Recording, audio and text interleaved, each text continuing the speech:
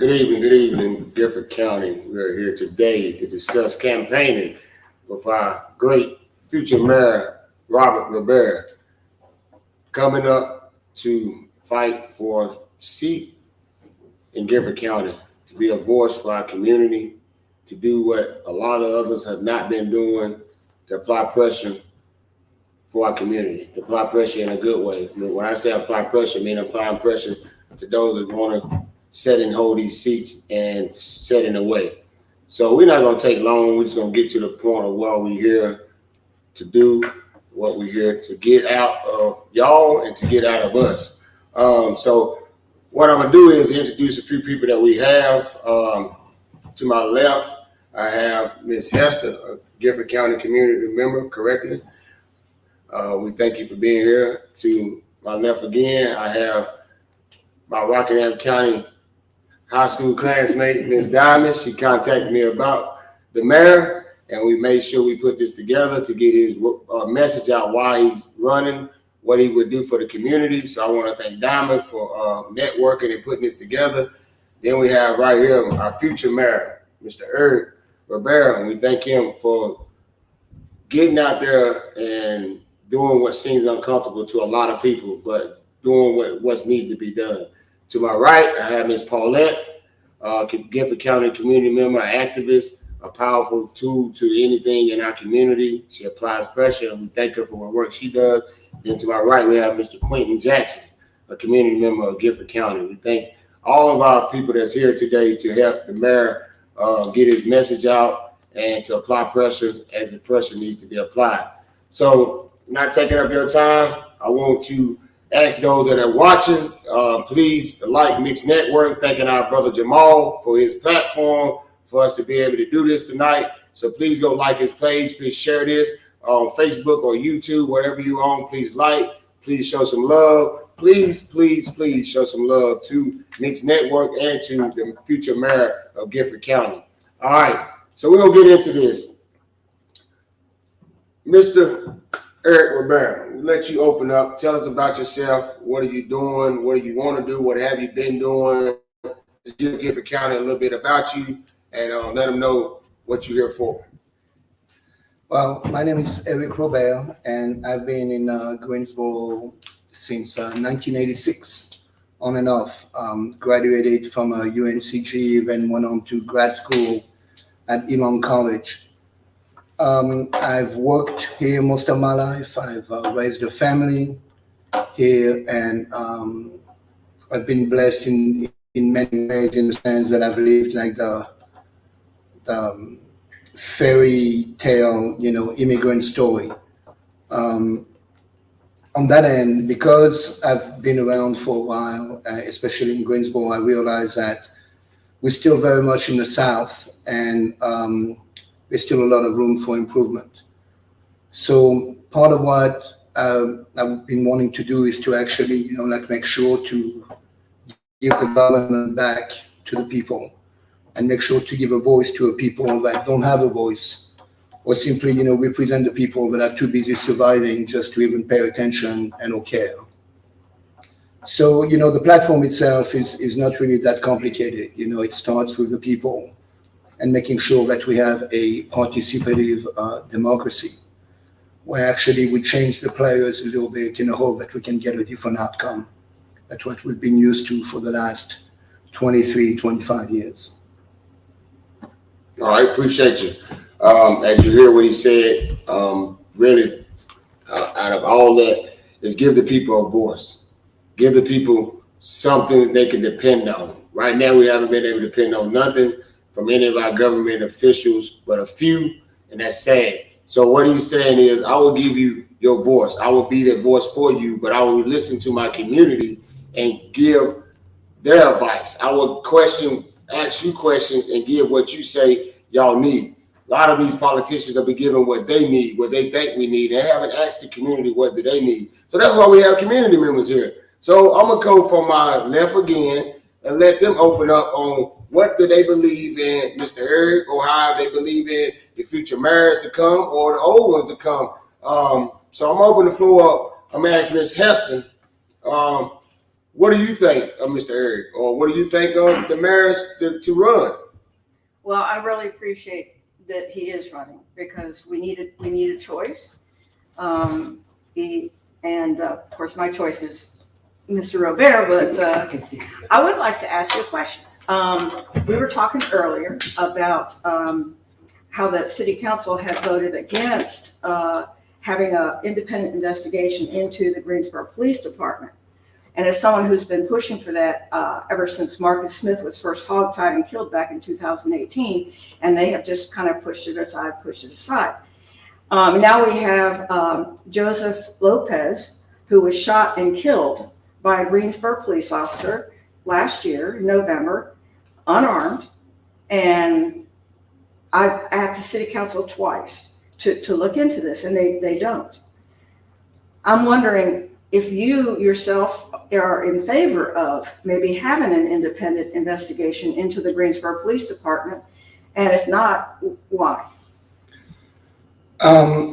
Because I'm pro-government transparency and because I'm pro, government for the people, I believe that if the people feel that there is a need for it, then it must take place.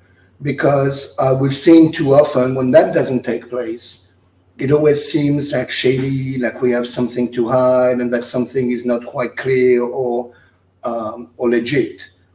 And I think, and I don't really know the circumstances of the second case you mentioned, but the bottom line is, for everybody to have peace of mind, for us to be able, to have good relation as a community, we must make sure that we do what is right and what makes the community feel better about it. So if it's an investigation and it finds nothing, then the community at large will be like, all right, if there was an investigation, they went through the motion, they found nothing, we can move on. Mm-hmm. Now, if something is found, then we need to deal with it appropriately and effectively and make sure that, again, as it then give for the community to have trust in its leadership and make sure that nothing shady or nothing behind the scene can happen. And I think that, the first case you mentioned, I believe that if the city of Greensboro had actually, authorized the independent investigation into the case of Marcus Smith, it probably would have resolved a few things right from the beginning. Now, of course, it wouldn't have helped the situation. It wouldn't have brought Marcus back, but it may have given back, a sense of credibility to the existing government. So absolutely, in each and every case where it's warranted, I would absolutely support an investigation. Thank you. You're welcome. That's a question Ms. Hester asked about police accountability. Good question. A lot of cops are not held accountable. Shannon, I have no good cop in a racist system.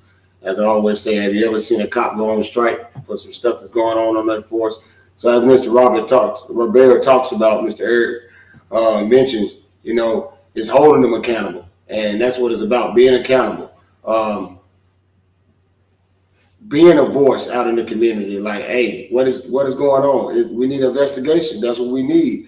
Making someone uncomfortable, that's what we need. They're being comfortable. They're being paid with leave when doing things, and that is wrong. We got families suffering. We got families that's in pain, but these government officials ain't doing nothing about it. City councilmen and older mayors, and they can do something about it because guess what? They pay the officers. So there's a lot they can do. So they got to stop saying there's nothing I can do. As we talk about this thing, a lot of these city officials stood up when George Floyd was murdered and fought for George Floyd. But then when you're in your own backyard, they don't fight for it. So I believe that Mr. Rivera will fight for our community for that. He didn't stutter. He didn't have nothing wrote down right then. He came from the hip with what he had come with to tell you about police accountability. So thank you for that question, Ms. Hanson, because that is a valuable question in this right here. We talk about police accountability, talk about food deserts. We get to talk about different districts that don't have these grocery stores. So there's a lot of different questions we can have. But that's a good question right there because we're talking about police accountability. There's a lot of things going on. One of my classmates got harassed by a police officer in Guilford County this week. Was searched improperly, then just gave his gun back today or yesterday because they was wrong. So those questions is good to ask. So I'm going to hand it over to the queen that coordinated this, that made this happen. Been working with Mr. Eric, and we thank her for her work. We thank her for reaching out and want to get his message out, Ms. Diamond. So I'm gonna turn it over to you, Ms. Diamond. So as you all know, I'm a teacher. Okay, so my main priority is the youth. I'm a high school teacher, and with the increase in violent crimes that have been committed, a lot of them have been with the young people. And I know a lot of them personally. So my question to you would be, what are you going to do for the youth, as far as maybe give more opportunities for teens, to maybe keep them off the street? What are we going to do to change this so we won't have to talk about police brutality because they won't be accused of committing crimes? Well, let me go back a second about police accountability. And I was in the city council chamber when the previous chief of police, Ken Miller, went to the city council advocating for funding for body-worn cameras. And the whole idea was that, you know what, in the event that there is an incident, then at least we can show the public exactly what happened.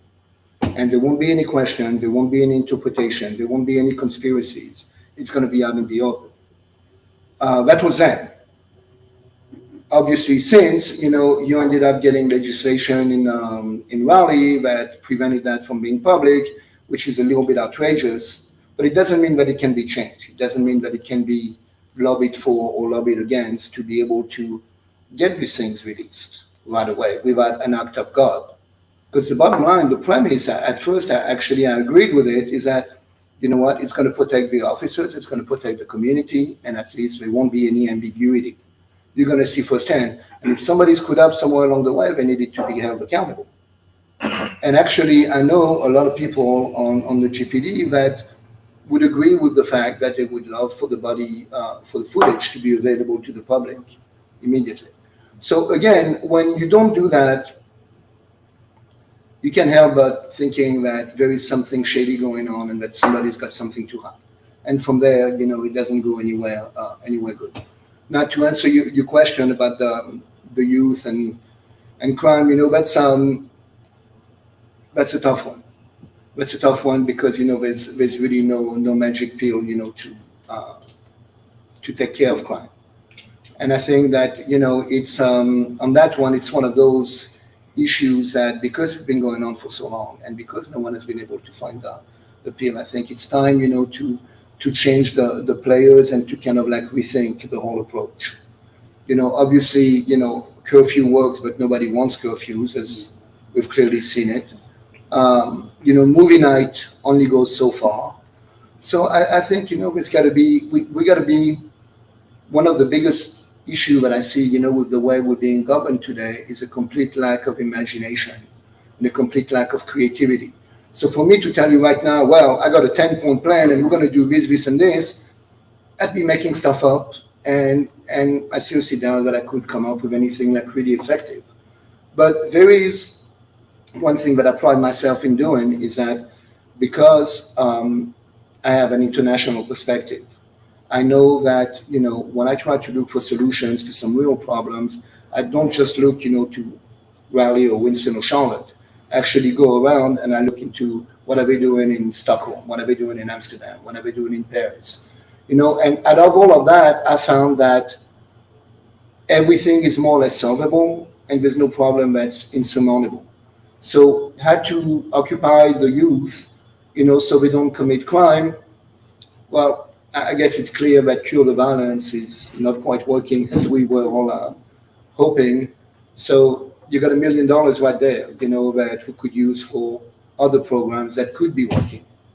Would you be willing to go out and actually speak to those children to ask them? Because absolutely. You've talked about how you're going to, talk to the people. Sometimes we forget that people are younger than 18. And I think what I'm doing right now, it's actually very much, it's not for all of us. Mm-hmm. Well, it is for all of us, but like most of us at this table have already lived a big part of our lives. And I think that what I'm concerned about is what we're going to live, the future. And it's going to be for the kids that are 18 and the kids that are younger. So absolutely, I'd be more than willing to speak to them. in a way that is, and I don't want to speak to him, as an adult trying to lecture them, but it would be nice for once to have somebody really like sit down and try and listen to what it is and that they really want and what they aspire to. And when I mean we need to have the tough conversation and we need to change the players, I mean just that. You don't need a think tank. You don't need another nonprofit that's sponsored by, some government entity or some foundation that's going to come and give you a prepackaged solution that actually has absolutely no chance of success. I mean, changing the players and really trying a different approach.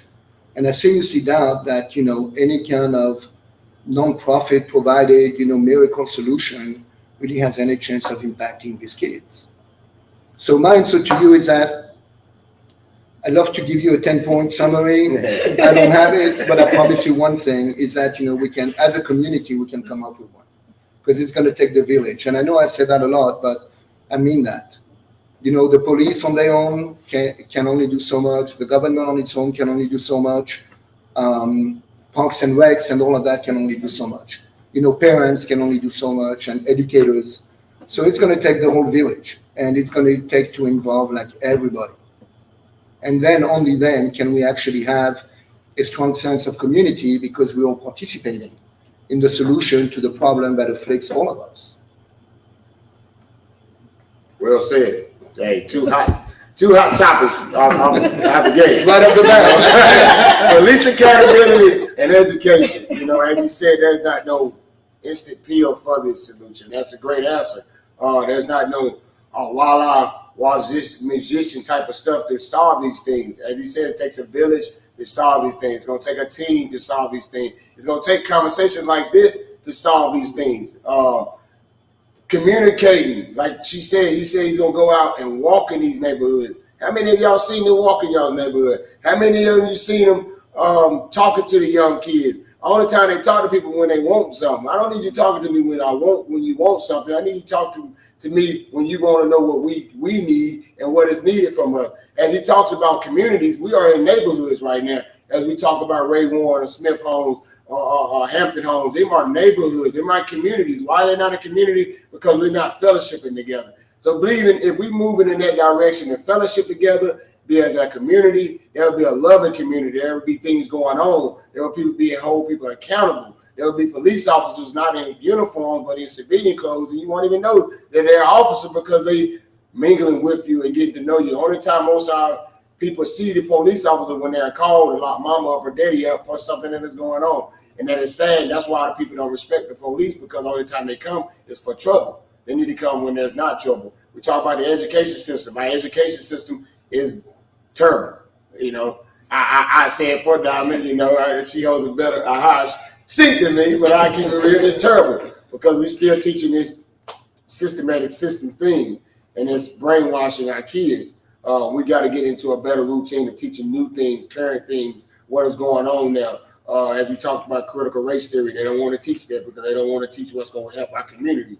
So good, two hot topics, man. I appreciate you, future mayor, on talking about that, how you talked about it. You didn't give them this blown out speech about something that's just not reachable. You gave them something that was realistically, and that's what we need to hear, something realistically, something that's going to be reachable and not reachable. And all these things they say is not reachable, and that's why we're still in the situation that we're in. So now we're going to turn it over to Ms. Paulette, what she has for Mr. Eric. Mr. Robert, there's a hot topic out there about you being a developer. And I read your Facebook post the other day about how creative and artistic, and you create visions. How will you be different than our council is now that plays to the Matheny's and the Zimmermans in this town? All right, well, let me start by saying that I had to correct the Triad CDB article because they call me a developer. And I guess for all intents and purposes, I'm kind of that guy, except that I really dislike the company that puts me in, because while there are some good developers out there, don't get me wrong, there are some people that do things that enhance and benefits the community. In Greensboro, we have a tendency of liking parasites. And there's a lot of developers that actually are doing things at the expense of the community. And I believe that the proper development enhances and completes the community. And I believe that the two are not mutually exclusive. Now, we just happen to have some world champion in Greensboro that, quite honestly, I don't think are very good human beings. So, yes, part of me like really resent, the term being a developer, because I see it myself as I'm a commercial designer first. It started, I'll give you a quick history. I've always designed like retail stores and showrooms, for apparel manufacturers. When my business was doing really well, and my two biggest clients were VF and Sara Lee, I needed an office presence in Greensboro, and there was nothing really available, that was like remotely cool. It was all like what they call Class A office space. So I found like probably the worst building in downtown Greensboro on Lewis Street. That was an abandoned laundry. I renovated that and turned it into my office. We had a photography studio, we had an event space, and I was really like the first one on Lewis Street, to kind of to spark that. And by all account, I should have been one of them. Mm-hmm. I'm white. I'm a guy. I renovated a building, so I should have been absorbed by what I call the machine. And I almost was, except that I went to one meeting. I think it was for Action Greensboro, and at the time I was on a task force to find out the creative character of Greensboro, right? And it was a bunch of like white guys and a couple of white ladies, and we were in there and we had lunches and we had insignificant conversation. And after 6 months, one day it was like, thank you so very much. We've done so much and we really appreciate it for your time. And in my head, I'm like, what have we done? And then I realized that it was like a feel good. It was one of those initiatives that was used to pretend that we were doing or caring about a specific topic, did absolutely nothing, and yet, we were all like very proud of ourselves. And that's when I realized that I don't really want to be part of that. So I started more or less like bucking the system. So my interest is, and again, it was all related to my means. I didn't have millions, I barely had enough. I took a credit line on my house to buy my building downtown, and then as I had the building, use that to refinance. I was new to the game. It was never in the plan. Yeah. But that's how it turned out. And then I got the bug. I got the bug about, what other abandoned building can I get? And this one was the second one. So I'm not a developer in a traditional sense that I always try to fit in the neighborhood that I go in. Mm-hmm. When I was on Louis Street, I knew all of my neighbors, whether they were antique shop, and Mellow Mushroom wasn't there. I mean, it wasn't the neighborhood that it is today, and I never tried to impose my way on anybody else. You make too much noise, it didn't matter because I was a newcomer. I came here immediately, thanks to a lady named Nellie Code. We became friends, and then I joined the Old Ashbourne neighborhood. And again, never once did I try to impose my way on any of the neighbors. And that's what traditional developers seem to be doing. So you were mentioning Zimmerman. That is probably one of the best example of how hostile a developer can be. If you remember, the little grocery store debacle, right? We literally found out 4 days before city council was to vote. And we found out that a downtown nonprofit that Zimmerman was part of and him were trying to basically sabotage a grocery store from coming in a food desert that would serve 5 historically black neighborhood, underserved, just so he could have parking for an upcoming event space. Now, if that's not like the most screwed up, outrageous thing, I don't know what Yes, it it is. is. Yep. But let me tell you one thing, and this is why I feel, and I get a little goosebump and emotional when I talk about this. But within 4 days, we had the community involved. We had 1,600 signatures on a petition that was shared 283 times. And when we started at a very serious disadvantage, all community leaders, everybody in the community and surrounding neighborhoods got involved, and we got a 9-0. And that is what the power of community really is. Power of the people. And let me tell you, we were kind of doomed to begin with, because these guys are like forces to, Zach Matheny, Zimmerman, they are on every board, and every board is very incestuous, which is another thing I'm trying to fight about, because I have done an interesting analysis. And it's almost like, like the cop with the images and the red lines in between, when you're trying to figure out who's part of the mafia. I can trace that every board of any significant entity in Greensboro has about the same 25 players. And they all recycle. So now you've got the same best buddies that are all looking out for each other, all making decisions for us. What do you think they're going to be looking out for? Their best interest. And that in itself is like really part of why we are at a disadvantage right now, and why the game needs to be changed and the players need to be changed. Well, it appears they're running council. Oh, they are developers. There's no doubt they're running council. I just filled out a questionnaire for Trebic, which is like the lobbying arm, that represents realtors and builders and developers, and it's something.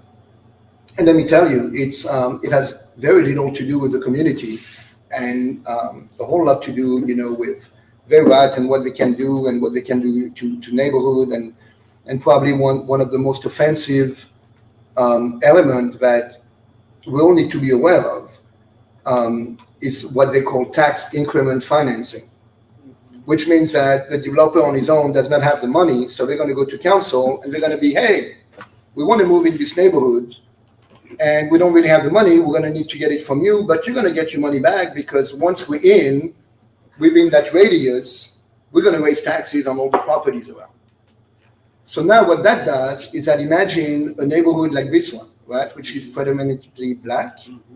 You got Warnersville, you got Old Ashboro, you got Arlington Place, What that does is that they're going to come in, they're going to build something, probably mediocre, and then raise, taxes on everybody else around, to the point that people that have lived in these homes for so long probably can't afford the taxes anymore.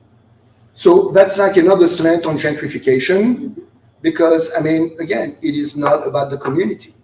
And what I'm saying is that we do need developers, because we do need affordable housing, we do need a lot of that, so we need them. But I think that we need people that are responsible and that don't need to get theirs at the expense of the community. I think that there is a way, and there should be a way, for us to cohabit and get, the best of both worlds. So maybe I'm a developer, but I'm the second kind. Of public interest. I'm the guy who actually, cares about his neighbors and want to make sure that, whatever I do also benefits them.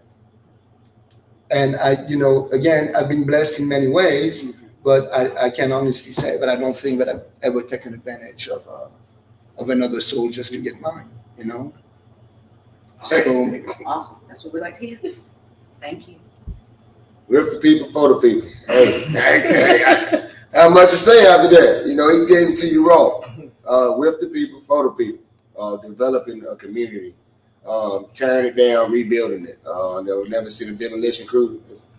It's a demolition guy right here. Well, no, actually, I've never demolished anything. Well, we demolish it now. This government system has been running so long, and he talked about the things that's going on in these seats. These people are working together, and they're keeping these things going. That's why Gifford County is like it is. Someone challenging that. There's nothing wrong with Gifford County. Well, there's something wrong with you if you don't think there's nothing wrong with Gifford County.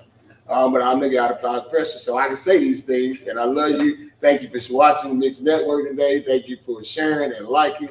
We're gonna continue this thing. I'm gonna move on to brother on the right, Mr. Quentin Jackson, a Gifford County community member. How y'all doing? My name is Quentin Jackson. Became a close friend of Eric. Spent about 5-6 years now.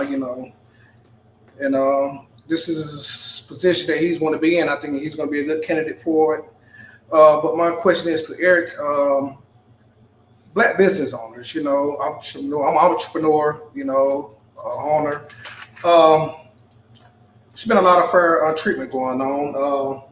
As you know, I want you to speak on, as the business owner that's been hurt in Greensboro, North Carolina, certain situations, what would you do to approve to make sure, they get fairly treated? Well,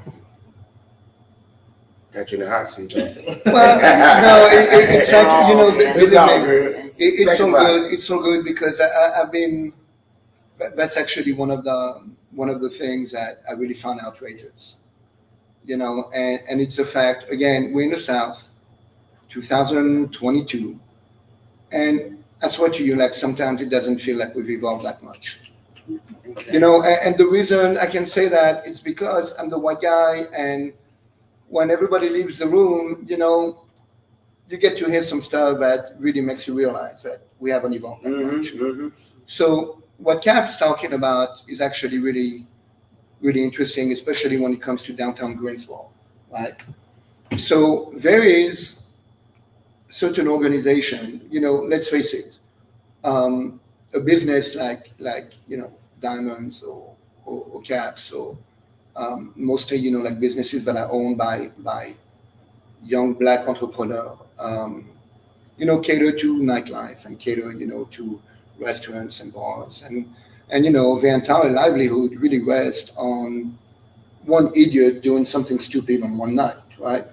What I found is that, especially in downtown Greensboro, that's already trying, to whitewash downtown so people aren't afraid, to see like too many Black folks on the street because, God forbid, something happened.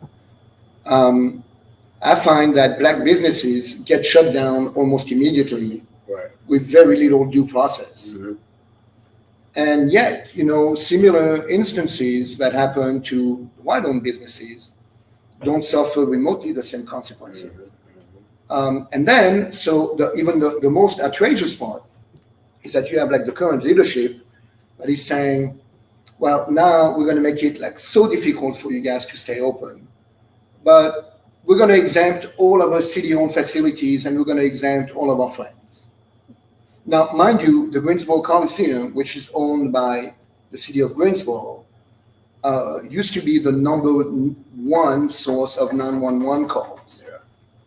Stabbings, fights, assaults, rapes, murders. And yet, the current mayor actually is completely okay exempting that. And her answer is like, oh, well, we got the police. Well, lucky for them, because I know that, people like Cap have been asking for police presence for months. And I understand that, they're 150 down, but yet, it's not rocket science. There's one thing that I figured out is that there's no such thing as bad neighborhoods, right? There are some bad streets. And that is proven that, 60% of the crime come from like 4 to 5% of the streets. So everybody knows where the stuff happens. And the best part of it all is that I also find out that, and there's a great guy that I read a whole lot from. His name is Malcolm Gladwell. Super smart. And because he doesn't know everything, he actually brings in some smarter expert. And they found an interesting thing is that when you address that crime in that one street, crime doesn't move after that. It doesn't get displaced. So instead of going and, setting siege to an entire neighborhood and scaring everybody in there, there's a very clear way that you can actually deal with it surgically. The same way that when you talk about, like some crimes in downtown Greensboro, some crimes that happen at night, everybody is aware. I mean, if I'm aware, that means that the law enforcement must be aware that, you know what, it happens between the hours of 1:30 and 2:30.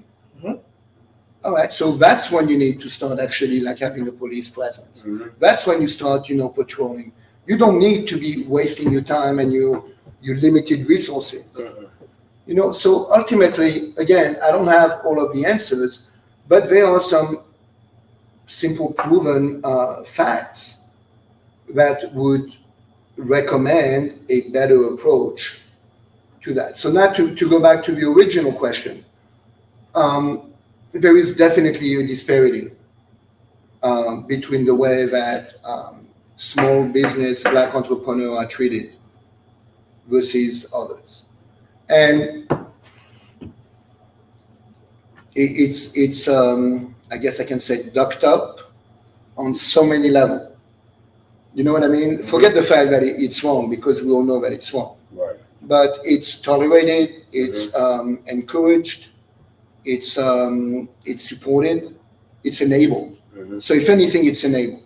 And it's enabled by the city attorney, it's enabled by the city manager, and it's enabled by the 9 current council members that you have sitting up there. Because I haven't heard any one of them like really being outraged about it. And they should be. The bottom line is that they should be, because there is a disparity. So I don't care how many disparity studies they get from nonprofit that are funded by the city or by friends of friends. But the bottom line is that it is a fact. And we all have to cohabit, and again we have a tendency of not seeing each other as neighbors and supporting each other. When something traumatic or an incident happened, instead of just being like, off with the heads, we should really be like, what can we do as neighbors to actually like help them out? I mean, as you know, it's hard enough to open a business as an entrepreneur. It's hard enough to be a small business owner, especially on the heels of COVID. So I know that being a small business owner, it's, you got to really want it.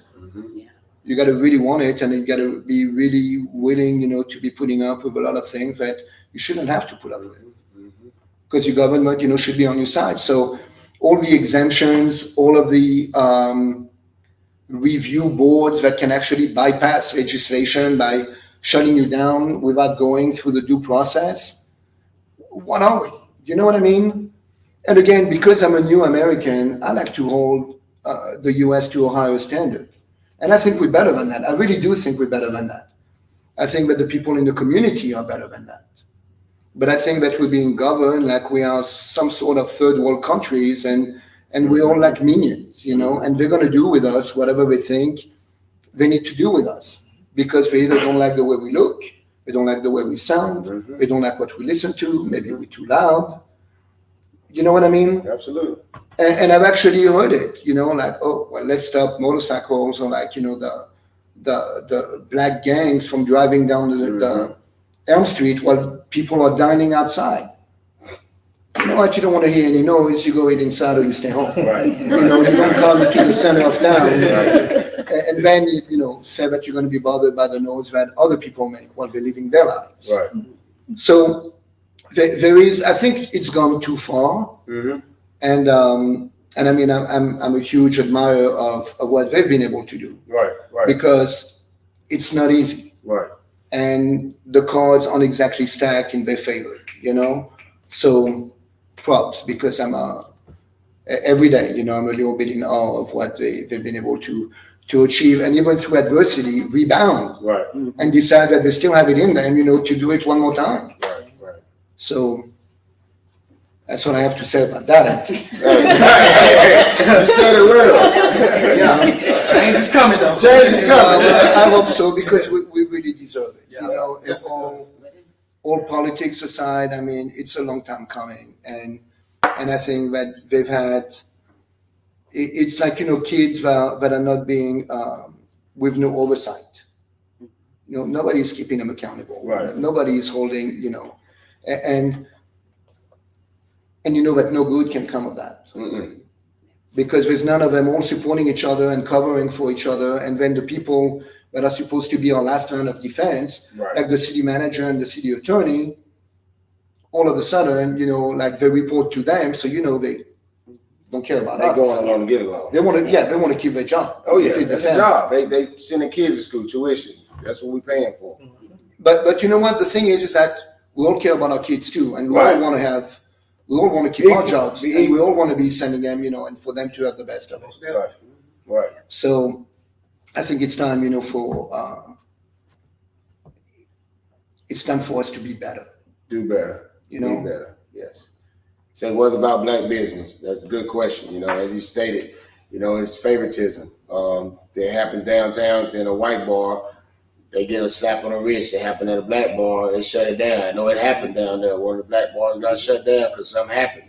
But the same thing's been happening at these white bars. So it's not equal. As the future mayor Eric has said, surgical thing. They're putting Band-Aids on things. We want to have a surgical thing. You got to go ahead and do surgery to this thing. And the surgery is get some of these people out of these seats and get people in these seats. So while we talk about seats, there is the early voting coming up for from May the 17th, 2022.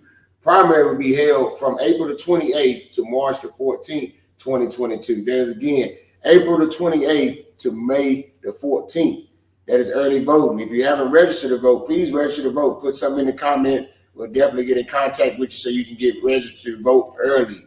If you haven't never voted, it's your opportunity. There's 3 more candidates. You don't have to vote for Mr. Eric Rivera. You can. It would be great. That's why we're here tonight.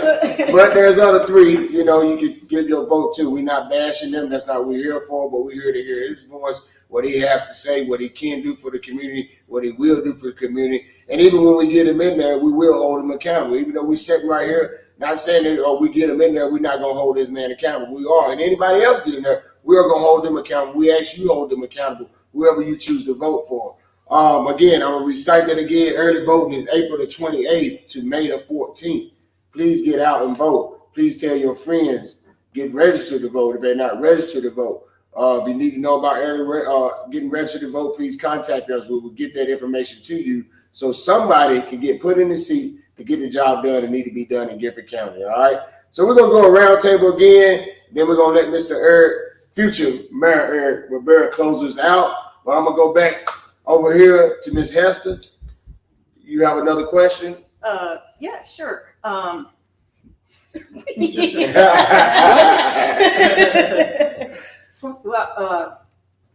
you asked. So, one of the things that's really concerned me as I watch what's happening around town is the city's response to climate change, which there has, as far as I'm concerned, has been extremely slow.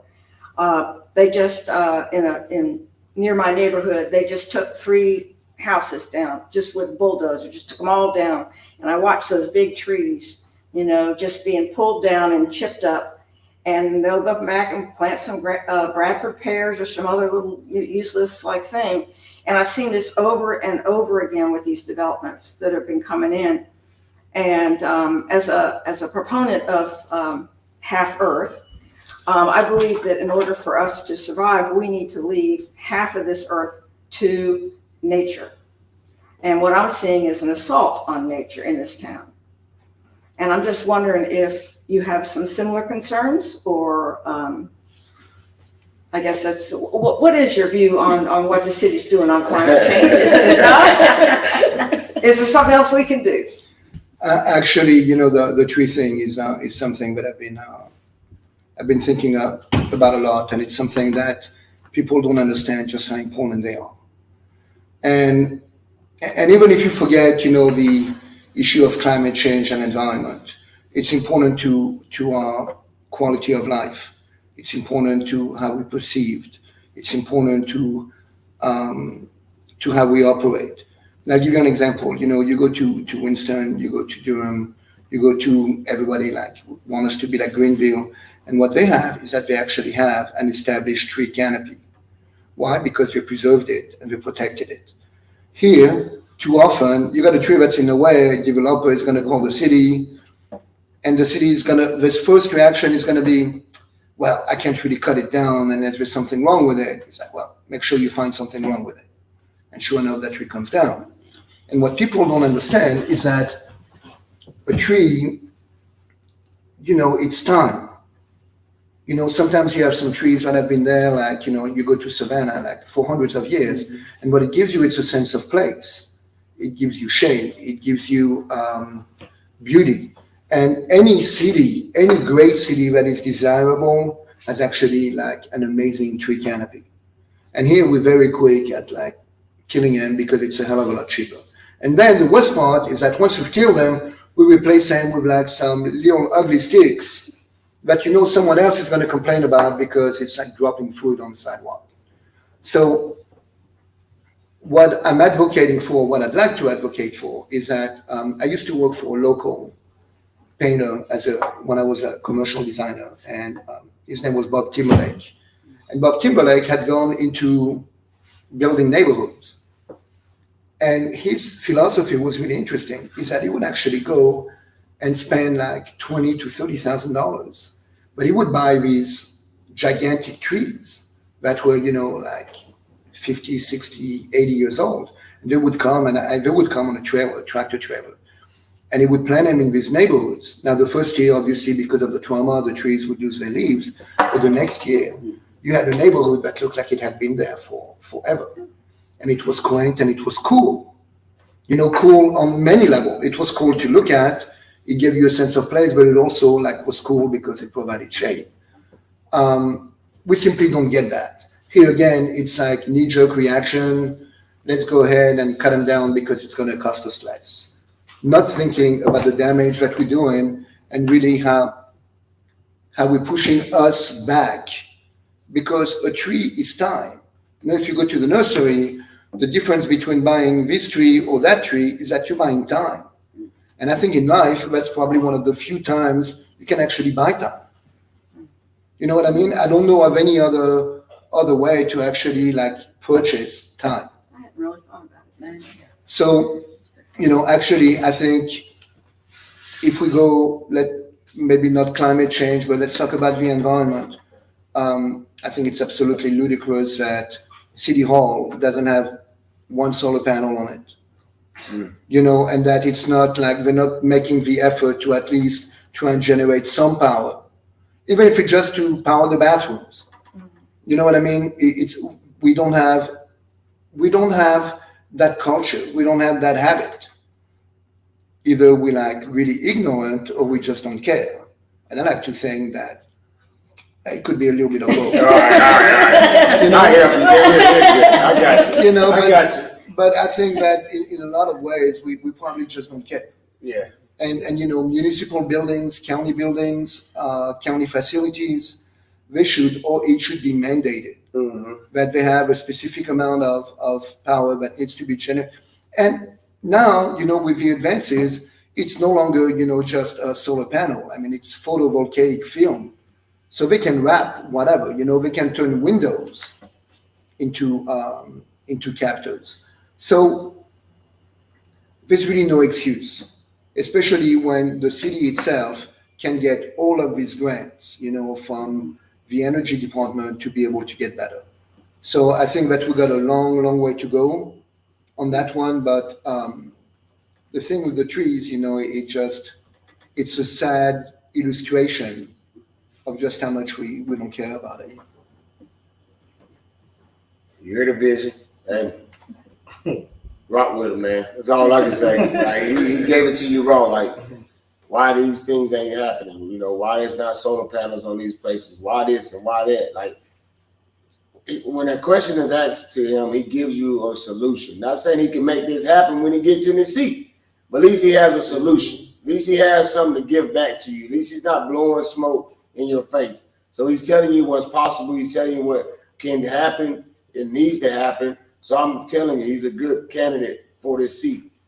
He's not sitting there giving you something that's not possible, it's not reachable, and something you just want to hear and get you on out the way. So thank you for asking that question about the climate. We have had climate, we have had education, we have had police accountability, black businesses, and then we have had a question about development. So these questions are things that's going on in Gifford County, and the needs in Gifford County, and they needs to be heard about because these are needs that people have and things that needs to be solved and things that have not been solved, and we just going with the motions and keep going through these motions and just saying, all right, it's all right, we're gonna keep going, it's gonna be all right, we're good. But like you said, the thing that the election was pushed back. It supposed to be this last year, 2021. It was pushed back to 2022 for redistricting. Why was it redistricting? To keep people in these seats. All right, wake up, smell the coffee, Gifford County. That's what's going on. Supposed to be 2021. That's 2022. To keep people in these seats, give them a longer term, and to try to redistrict some things so they can stay in there again. But that's why we're here to disrupt this thing. That's why this man is there running there to disrupt what they've been doing for so long. Again, like I said, there's 4 candidates. You don't have to vote for him, but it'd be great if you do. So now I'm gonna pass it on to Ms. Diamond. You have a question? I'm gonna pass it. You gonna pass it on? I'm gonna pass it to You him. sure? All right. While we're in the middle, will you share a few with us? Like, what are you gonna bring to the table? What are some things you've been doing already? What's some of your quotes? The machine, the political machine in Greensboro is such that it's let's face it, it's a tough one to defeat, right? But it's not impossible. I mean, you look at the other 3 candidates, and there's very little daylight in between them. And it has nothing to do with party affiliation. It has to do with the fact that at least 2 of them have been politicians for a long time, Yeah. and 2 of them are lawyers. Mm-hmm. So if we can actually change the game, it's not going to come from someone with one of these 3. It's going to be somebody out of left field, a freaky-looking guy, with long hair, with boots, with an accent, who's willing to bug the system. Because you know what? We live in a city where a lot of people are afraid of retaliation and retribution. And quite honestly, I'm sure there's more things they could do to me, but they've probably already tried it. Mm-hmm. So the truth is that I'm not really afraid of what they can do to me. And I think that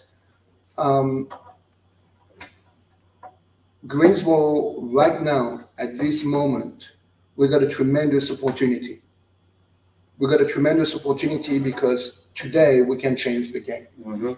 Today we can completely transform what Greensboro could be. Mm-hmm. And in 4 years, and I know this with all my heart, that in 4 years, Greensboro could be a municipality that everybody could look to and be like, what are these guys doing? Because for one, before we can be good to anybody else, we got to be good to ourselves. Absolutely. Yes. Right? So for us right now, what we're doing is that we're paying people to like us. Mm-hmm. It's like, hey, how many millions can I give you so you're going to come over here? Uh-oh. Right? They come over here and then what? If we're not a community, if we're not solid, if we don't have the love, if we don't have the support, the structure, the culture, then at some point they're going to pack up and they're going to move on. It doesn't matter because money only goes so far. Right. So I think that, first of all, I lived on 3 continents. I've traveled the world with work and for pleasure, and I've seen a lot of things. And my point of reference and my perspective are very different than some of the ones that just look at Greenville and Chattanooga and Winston and Durham. You know what I mean? Mm-hmm. It's a huge world, and it's a cool world, and they got like a lot of really great stuff. And the good part about Greensboro is that we need all of it. Right.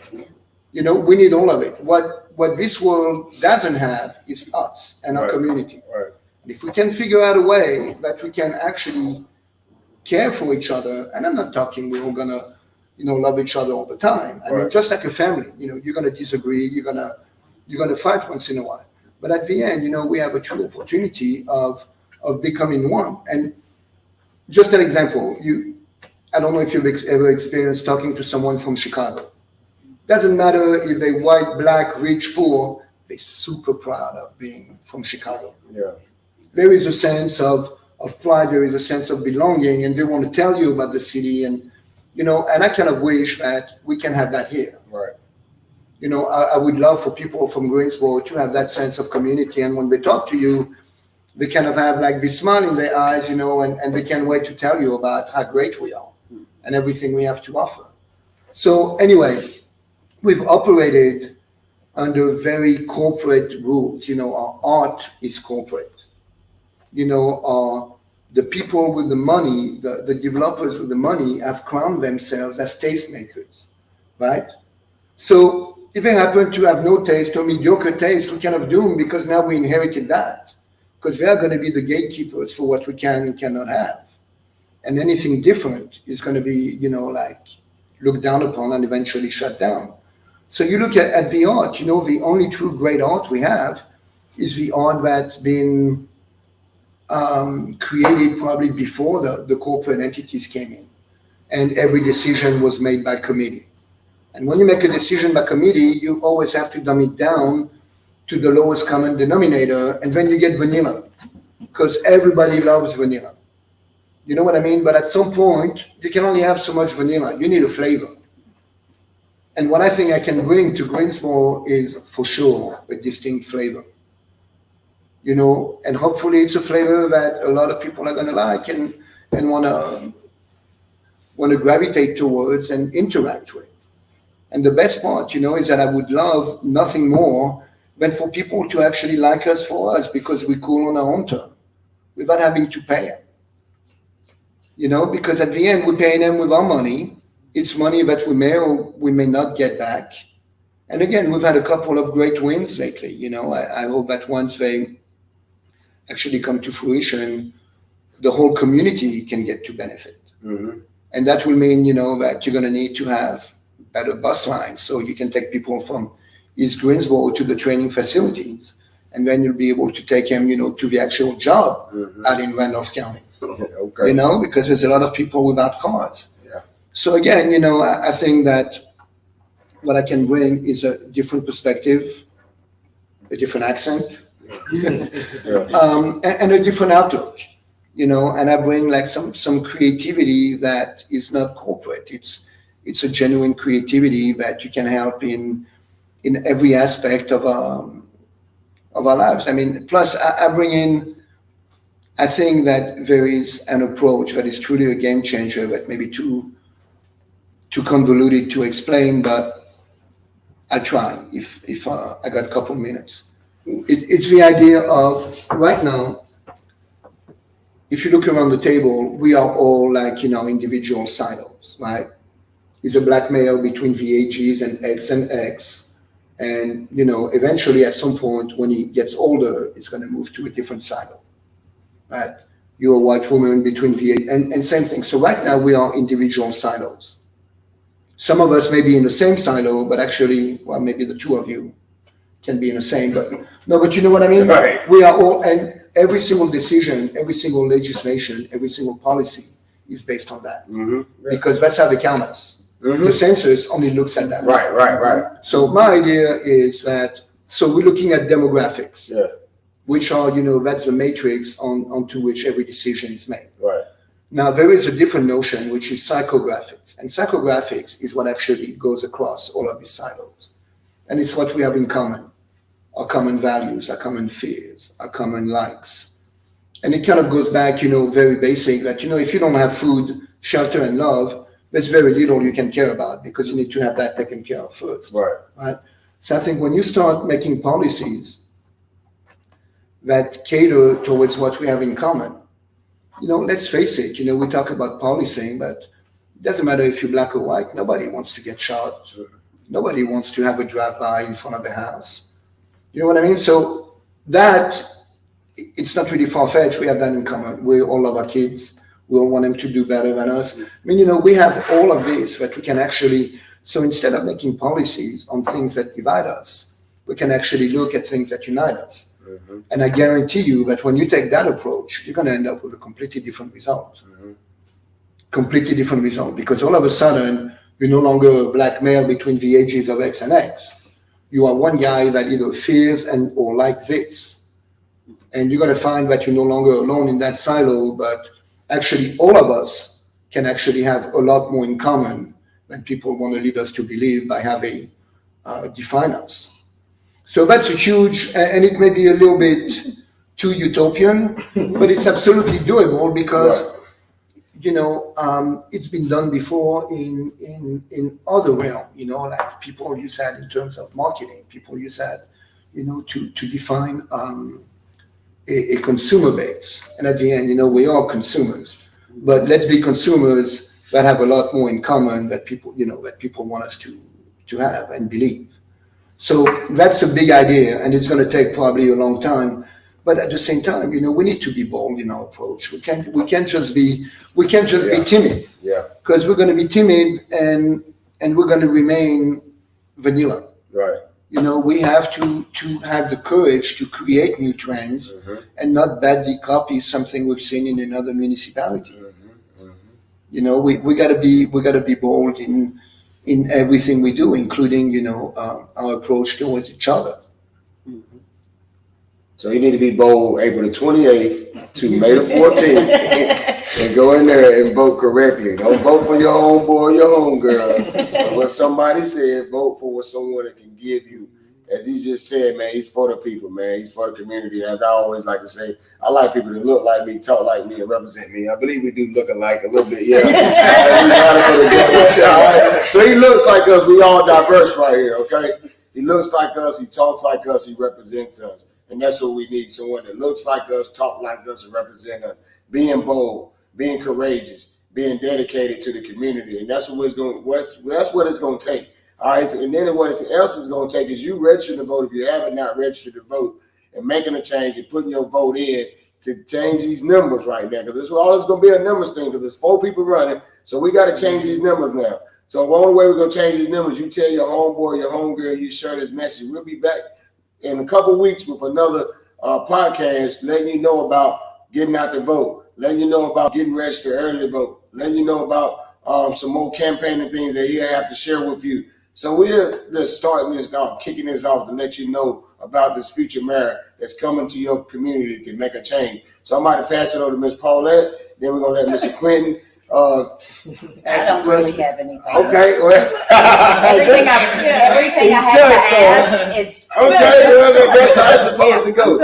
Good. What about you, Mr. Quinn? So when we did not I hear it every day. all right. When we did not get the quotes from you, though, can you give us your quotes? Well, change is good. Change is good. Change is good. And I think we need change more than ever. He's short and sweet. He's not this long damn politician that's drawn out. That's what I like about him. He talked earlier about these politicians that's been in there for a while. I looked up Justice been in there since 2015. Mayor getting out of here, Vaughn. Mayor getting out of here, Vaughn. Has been in there, been politician for over 20 years. Mr. Mark, he's an attorney. So these people have been in these areas and in these rooms. But as he touched on something else earlier, he talked about when other people leave these rooms, he hear these conversations. And he's like, man, this is crazy. And I believe he talks about these conversations with these people like, hey, man, you wrong about that. I don't think he say, oh, man, yeah, you're right about that, man. They're crazy. I believe he challenges these people. I've heard about him challenging people at the city council meeting. I heard about him being a voice for the voiceless. I heard about him being bold and courageous. So the guy that we need to be in our community, fighting for our community, with our community, I believe he'll be out in our community seeing more than we don't see none of these people that's been in these seats. They just taking money, funding their kids to go to school and funding their nice little houses and their car. I don't believe that's the type of guy right here. So here's the guy right here. Again, I would say April the 28th to March the 14th, please get out and early vote. If you haven't registered to vote, please register to vote. May the 17th is early voting for the May 17th primary. Again, we want to thank Mixed Network for hosting this today. They done a wonderful job. When I reached out to Mixed Network, they made sure they answered the call. I thank him for all he does for our community, getting the message out. These messages you can go back and see over and over and over and over again. Thank y'all that watched today. Thank y'all for liking and sharing. Thank you to those that are going to like and share. We're here for the people, man. This is what this is about today. A message for the people to carry you through the rest of your life. That this change is here, change is good. We're not going to hold you no longer. Again, I will let Mr. Eric, future Mayor Eric Rivera, close us out. Before that, I want to thank Diamond for what she done, putting this together, saying, hey, man, I have somebody that have something for the community. And I said, man, look, let's get it out there, man. And we made sure we got it out there. I want to thank Miss Hester for coming tonight. Been meeting you out on the street, so it's a pleasure being with you. Thank my sister Paulette for coming. I reached out to her. She said, "Man, I'll be more than gladly." Pulled up the other day with stickers of on his car. Okay, imagine it's on the car. Like, she's already in the fight. Okay, all right. And I think Mr. Quentin, I just met tonight. So our black business owner, we support these two black business owners, Ms. Diamond and Mr. Quentin, with their business. I believe they can tag it into the thing, or you need to find out. You can contact us, but please support black business. So again, I want to thank y'all for supporting our future mayor. And again, we want to thank Mixed Network, because if it without them, it would not have been possible to make this happen. So we'll let you close us out. Tell the people what they need to hear. Well, I would just stress that again. We have a tremendous opportunity to define what Greensboro is going to be for the next 4 years, and probably for the next 20 or 30. And we already know, what we are. We already know, how we got here. And I think that it would be really a disservice for the community to not be bold and decide that we're going to change course a little bit. I mean, there's a saying that says, that we get the government we deserve, and I think in this case, it's probably more true than ever. We get the government we deserve because we get the government that we elect. So unless you're really thrilled with what's been happening, I'm not talking just economically, because economically is only one of the things that we look at. But if you're happy with the way that our community has evolved, if you're happy with that, then I'm probably not the guy. But if you truly want change, and if you truly want to see what could be, and just how cool and what a great community we could be, then I'm the guy. Because I know with every bone in my body that I can do this and I can walk it. And Greensboro would be something that again could be a model for a lot of other cities to actually look at us for once and wonder what we're doing. So May 17th is a primary. If you're not registered, please do. And most of all, please vote. Even if it's not for me, it's okay. But please vote. Thank you. I don't have nothing to say because he said it. Robert for mayor. Robert for mayor. All right. Out to the people.